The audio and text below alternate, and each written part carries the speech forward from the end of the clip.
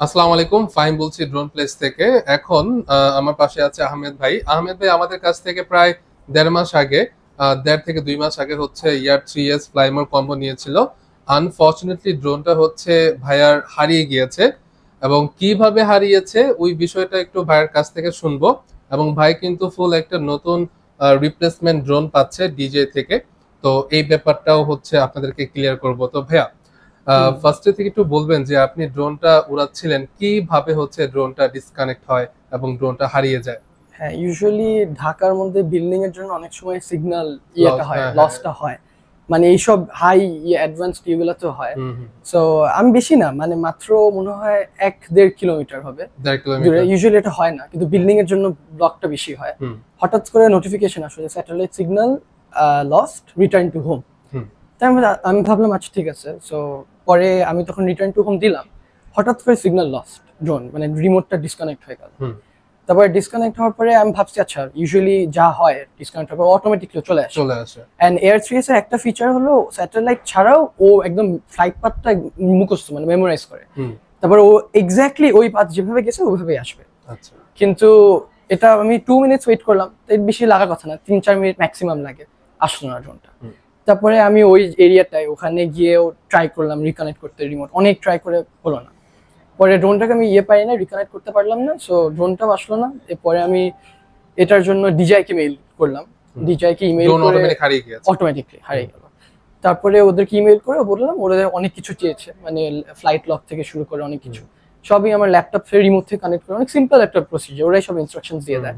ওটা ফলো করলে আপনি যদি ইমেইল করেন ওদেরকে, তারপরে ওরা ওরা তারপরে আপনি নোটিফাই করে, হ্যাঁ ওরা আগে ফার্স্ট ভেরিফাই করবে এটা কি ওয়ারেন্টি কেস নাকি এটা হলো মানে অন্য ইউজারের ফল্ট। তারপরে ওরা কি করলো যেটা ওয়ারেন্টি, কারণ এটা ইউজুয়ালি হওয়ার কথা না, ড্রোন সবসময় অটোমেটিকলি চলে আসবে। মানে হোয়াটএভার স্যাটেলাইটও যদি যায়, যেটাই হোক সিগন্যাল লস, ব্যাটারি লো হয়ে গেলে অটোমেটিকলি চলে আসে। Exactly, which did not happen, এটা হলো না এবার। তারপরে ওদের অনেক 1-2 উইকসের মধ্যে মেসেজ ফেলে এক্সচেঞ্জিং ইমেল করে টোরে, তারপর ওরা ফাইনালি বললো যে সিন্স এটা তো হংকং থেকে, হংকং এর মধ্যেই ডেলিভারি মানে দিতে হবে, ওরা ইন্টারন্যাশনাল শিপিংটা করে না। তারপরে আপনাকে বললাম যে এরকম হংকং এ আপনারা সিন্স হংকং থেকে আনছেন ড্রোনটা, আপনারাই আনতে পারবেন। তো তারপরে বললাম, তারপরে ওরা সব অ্যাড্রেস নিয়ে তারপরে রিপ্লেসমেন্ট। ভাইয়ার একটা ইন্টারেস্টিং ব্যাপারটা হচ্ছে এই ফুল কেসটা কিন্তু ভাইয়া নিজেই হ্যান্ডেল করছে।